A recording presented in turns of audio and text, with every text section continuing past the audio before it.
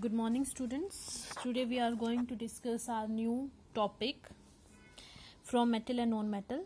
We were discussing chemical properties of metal. So next properties we have reaction with acids.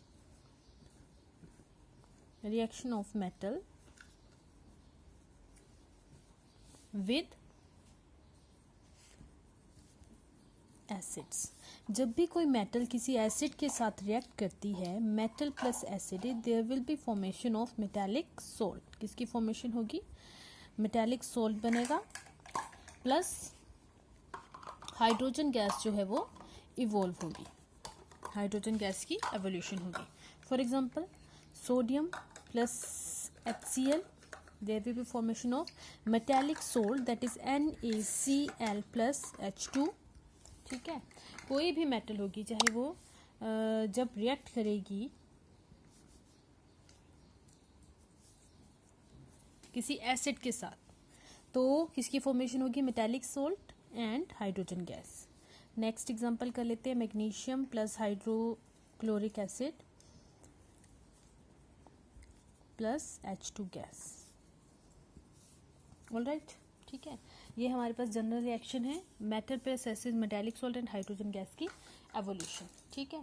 इसमें तुमने दो reaction और पढ़े हैं. मेटालिक हाइड्रोजन कार्बोनेट के साथ जब कोई मेटल जो है मेटल हाइड्रोजन कार्बोनेट या मेटालिक कार्बोनेट के साथ रिएक्शन जब एसिड करता है, there will be evolution of CO2 gas and water की फॉर्मेशन होती है, और उसमें भी मेटालिक सोल्ट बनता है. ठीक है. तुमने प्रीवियस चैप्टर में किया हुआ है.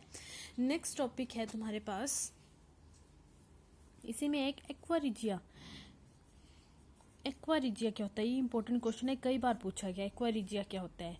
इसको जो है रॉयल वाटर भी बोलते हैं. Royal water. ठीक है. जो हमारी ज्वेलरी होती है सिल्वर या गोल्ड की, प्लेटिनम की जो बनी होती है, जब हम उसको डेली यूज़ करते हैं तो उसकी जो शाइनिंग होती है वो डिसअपेयर हो जाती है कुछ टाइम के बाद. ठीक है. तो उस शाइनिंग जो हम उसको क्या करते हैं, फिर जूलर को देते हैं उसको वॉश करने के लिए. तो जूलर जो होते हैं ये एक्वारिजिया का सॉल्यूशन यूज़ करते हैं. मतलब वो क्या करेंगे, इसमें डिप करके रखेंगे, इस सॉल्यूशन में डिप करके रखेंगे, और फिर उसमें उसके बाद क्या करेंगे, उसको ब्रश से रब करेंगे. ठीक है. और उसको वाटर से फाइनली वॉश करेंगे. ठीक है. ये एक्वारिजिया होता क्या है? ये हाइड्रोक्लोरिक एसिड प्लस HNO3 का मिक्सचर होता है 3:1 रेशो में. मतलब 3 पार्ट जो है HCl होगा और 1 पार्ट जो है HNO3 होगा. इसी को हम क्या बोलते हैं, इसके मिक्सचर को हम क्या बोलते हैं? रॉयल वाटर और एक्वारिजिया. तो इस सॉल्यूशन में हम जब अपनी ज्वेलरी को डिप करके रखते हैं, जब ज्वेलर जो होते हैं, गोल्ड स्मिथ जो होते हैं, जब इसमें डिप करके रखेंगे, कुछ टाइम के बाद वो क्या करेंगे, उनको जब बाहर निकालेंगे, उसको ब्रश से रब करेंगे एंड देन उसको फाइनली वॉश करेंगे वाटर के साथ. अब होता क्या है इसमें, फॉर एग्जाम्पल जैसे ये जब रिएक्ट करते हैं ना, यहाँ पे क्लोरीन की फॉर्मेशन होती है, नेसेंट क्लोरीन. नेसेंट का मतलब क्या होता है? नेसेंट का मतलब होता है जस्ट बोर्न. एंड जो नेसेंट होते हैं ना, मतलब ये एटॉमिक फॉर्म में होती हैं, और जब ये एटॉमिक फॉर्म में होती है दे आर वेरी रिएक्टिव. ठीक है.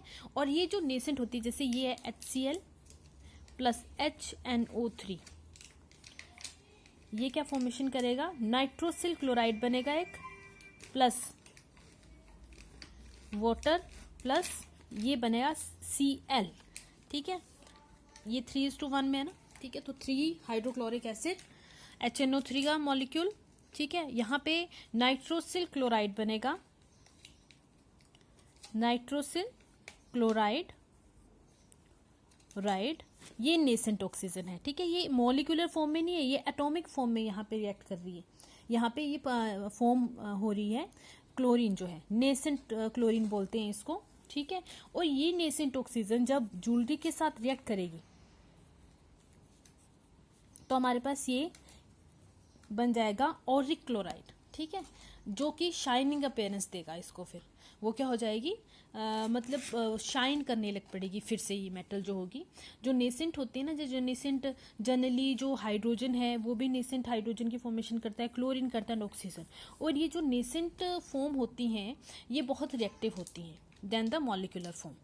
ठीक है. तो इस तरह से जो है वो जो ज्वेलरी है जो प्लेटिनम और गोल्ड की है, वो फिर से हम क्या कर लेते हैं, उसको फिर से वॉश करके वो जो है वो शाइनिंग अपीयरेंस उनकी आ जाती है। ठीक है, तुमने देखा होगा कि कई बार जो होते हैं वो ज्वेलरी जो हम डेली यूज़ करते हैं उसकी जो शाइनिंग है वो डिसअपेयर हो जाती है। तो इस तरह से गोल्डस्मिथ जो है वो एक्वा रिजिया के सोल्यूशन में डिप करके उसको वॉश करते हैं। ठीक है, नेक्स्ट है reaction of metal with solution of other metal salt. ये तुमने 8 से किया हुआ है। मेटल जब किसी और मेटल सोल्ट के साथ रिएक्ट करती है, मेटल सोल्ट मतलब जनरली डिस्प्लेसमेंट रिएक्शन। ठीक है, ये क्या होगा कि metal placed in the high in the activity series can displace the metal which occupy a lower position from the reactivity series. अब क्या होता है कि मेटल है, अगर ये ज़्यादा रिएक्टिव है तभी ये इस मेटेलिक सोल्ट में से इस मेटल को डिस्प्लेस कर पाएगी। ठीक है, फॉर एग्जांपल बेस्ट एग्जांपल तुम्हारे पास कौन सा है, जब आयरन को जब तुम डिप करते हो कॉपर सल्फेट के सॉल्यूशन में, iron is more reactive than copper, so it will displace copper from copper sulphate solution and there will be formation of ferrous sulphate and copper. ठीक है, ये रिएक्शन होता है। तो यही है metallic salt, metal plus metallic salt. ये salt आ गया जब एक्वस फॉर्म में, ये और हमेशा एक्वस फॉर्म में होता है, इसको वाटर में डिसॉल्व करेंगे। आयरन को जब हम रिएक्ट करवाएंगे, एक और हमारे पास एग्जांपल है zinc plus copper sulphate, zinc is also more reactive than copper, तो हमारे पास क्या बन जाएगा, जिंक सल्फेट प्लस कॉपर। अगर सेम रिएक्शन हम ऑपोजिट करेंगे, Cu प्लस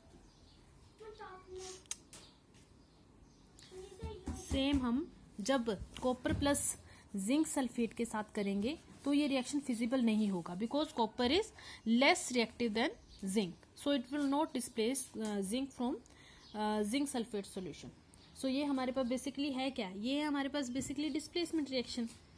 ठीक है, और उन्हीं के साथ होगा मेटल का रिएक्शन, उन्हीं मेटालिक सोल्ट के साथ होगा जो कि कम होंगी उनके रिएक्टिविटी सीरीज में, इससे नीचे होंगी। ठीक है, जैसे आयरन से नीचे होता है कॉपर रिएक्टिविटी सीरीज में, सो इट विल डिस्प्लेस कॉपर।